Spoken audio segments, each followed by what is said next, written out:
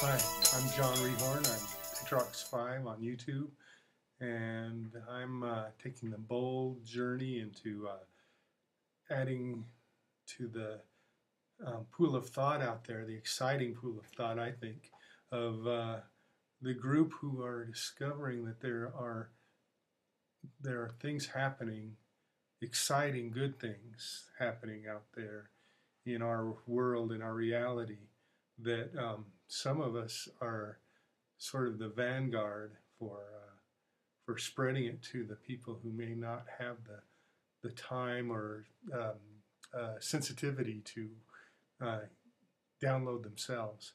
You could call us the vanguard. You know, a lot of people say light workers, but I just think it's time for those of us who think that we may be part of that growing consciousness to step up to the plate and communicate this to other people and not be afraid. So here we go. You know, here's where I'll leave.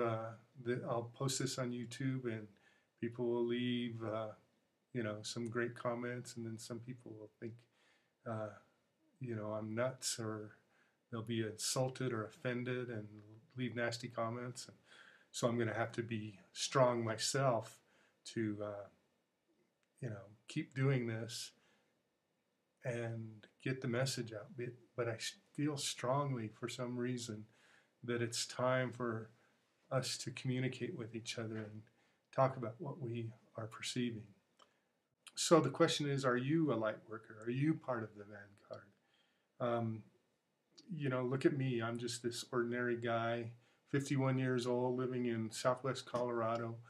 And, you know, the impulse is to just stay within my five senses and not make waves and accept the world as it is.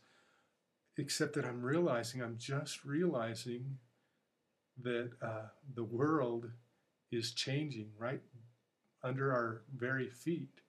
And so it's time for me to express that as best I can. And so what I'd like to talk about, and I want you to know I'm going to have some really cool people doing this if they dare as well. And they'll be talking about other principles. But I think one of the things we first need to know, because you know, as they say, we're the people we've been waiting for. But some of us just haven't really delved into the code of behavior, I guess you'd say, for stepping in past the veil of the five senses. And there are some things that are good to know if you do this. And you may be getting the information. You know, it may be coming in dreams, it may be coming in insights or synchronistic events in your life, you know, where you're meeting people, or you know, people are saying things that just are out of context for the situation, but they're completely in context for you. And you're needing to communicate this, or you may be even led to do something like lay your hands on somebody or something like that. So you need to, it might help you, I guess I should say, to know a few patterns for behavior in this world just beyond the veil of the five senses, you know, the realm of the sixth and the seventh sense.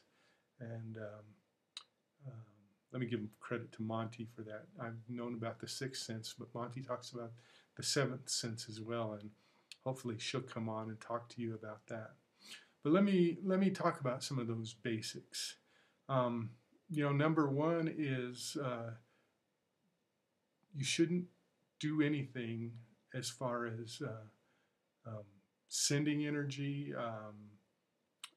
prayer, anything without the express permission of the person you're working with. It has to be an agreement for it to be in the realm of not interfering with someone's free will, or for it to work.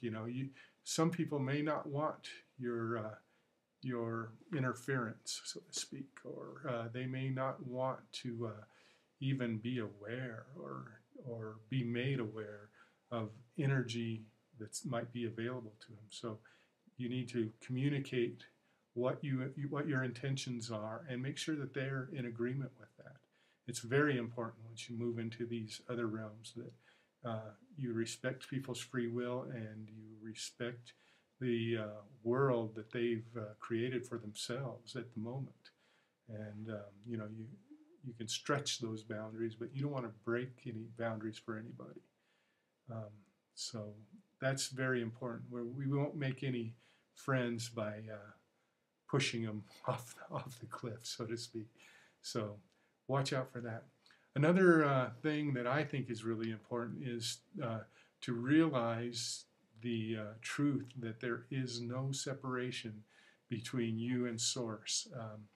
The past thinking, and it was legitimate for the age that it served, but the past thinking has been that we needed a intercessory force, whether it was a Messiah or a church or a priest or a guru. All those things are great things, but they should not stand between you and your direct connection to Source. I was raised a Christian, and most people think that Jesus was trying to say that you couldn't get to God except through Him. And if you look carefully at what He did say, you'll realize what He was trying to say when He said, "I and my Father are one," was that He was identifying with the consciousness that in which He knew that He and Source were united. And what He was asking us to do is to incorporate the Christ consciousness so that we would identify just as He did with our direct connection to Source. And that may be a hard sell, but if you're looking at this video, then I think you're probably understanding what I'm talking about. So it's good for the world and good for us to recognize that we have a direct connection to creation, the great mystery, Source, God, if you will.